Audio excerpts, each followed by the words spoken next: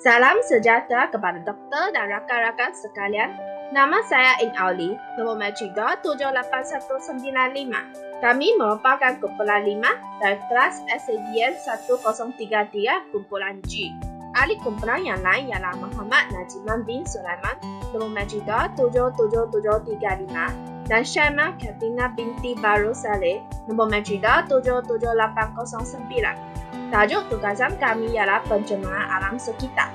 Terdapat 5 bahagian untuk isi kandungan tugasan ini, iaitu latar belakang kajian, objektif kajian, metodologi penyelidikan dan sumber, faktor dan kesan pencemaran alam sekitar, dan kesimpulan.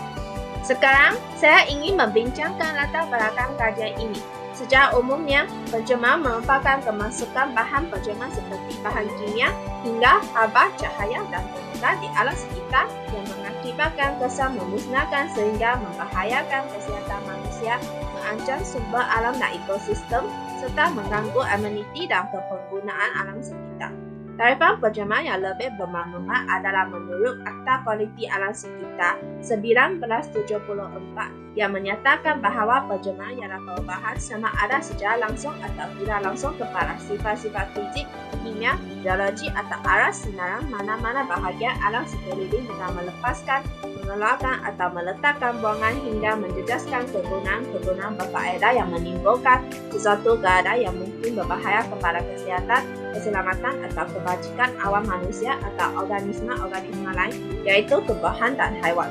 Berbagai masalah alam sekitar telah dikesan dan menjadi semakin serius sejak akhir-akhir ini.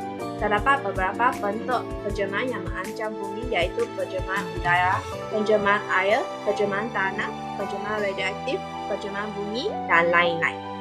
Antara objektif kajian yang kami buat ini adalah yang pertama, faktor yang menyebabkan berlakunya pencemaran alam sekitar di negara kita, Malaysia. Yang kedua adalah kesan pencemaran alam sekitar kepada semangat nasionalisme dan patriotisme. Dan yang terakhir adalah kesan pencemaran alam sekitar kepada pembinaan negara dan juga bangsa. Metodologi ialah kaedah dan teknik mereka bentuk, mengumpul dan menganalisis data supaya dapat menghasilkan bukti yang boleh menyokong sesuatu kajian. Sumber teori iaitu sumber-sumber internet telah digunakan dalam hasil kajian ini.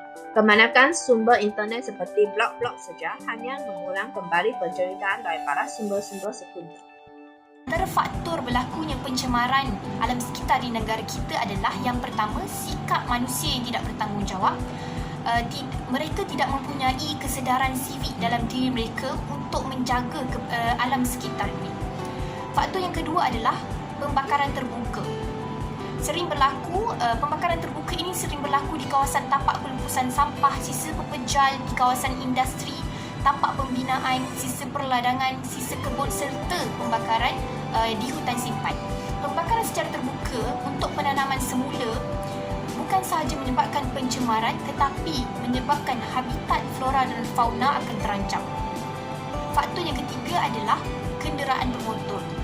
Seperti mana yang kita tahu, kenderaan bermotor ini adalah faktor utama yang menyebabkan pencemaran berlaku di negara kita. Masyarakat moden sekarang banyak menggunakan kenderaan bermotor seperti kereta, bas, lori dan motosikal. Setiap kenderaan motor ini memerlukan tenaga yang banyak untuk bergerak dan perlu untuk melalui proses pembakaran bahan api fosil untuk menghasilkannya, maka secara automatiknya pencemaran udara akan berlaku. Untuk faktor yang terakhir adalah aktiviti pembangunan dan perindustrian yang berlaku secara tidak sistematik juga boleh menyebabkan pencemaran, yang mana pelepasan nitrogen, sulfur dioksida, hidrokarbon, karbon dioksida daripada kilang akan membawa kepada kesan sampingan kepada kehidupan alam sekitar. Sisa toksik dan minyak yang dihasilkan daripada kilang akan disalurkan kepada sungai dan laut dan ini akan menyebabkan pencemaran air. Antara kesan pencemaran alam sekitar dari segi semangat nasionalisme dan juga patriotisme, yang pertama semestinya akan memudarkan lagi rasa cinta dalam diri masyarakat terhadap negara kita. Seterusnya adalah masyarakat akan melahirkan masyarakat yang bersikap individualistik dan saling menyalahkan antara satu sama lain. Mereka tidak akan bertanggungjawab dalam pencemaran yang berlaku kerana mereka merasakan pihak lain yang bersalah dalam isu ini. Kesan yang seterusnya adalah menunjukkan masyarakat tidak menghargai usaha orang terdahulu, yang mana orang terdahulu telah berusaha berkorban menjadikan negara kita ini sebagai negara yang merdeka, tetapi masyarakat sekarang, generasi sekarang tidak menghargainya dengan membuat sewenang-wenangnya, menyebabkan berlakunya pencemaran di negara kita. Dan kesan yang terakhir boleh menjejaskan perpaduan antara masyarakat kerana sikap masing-masing yang mementingkan diri sendiri.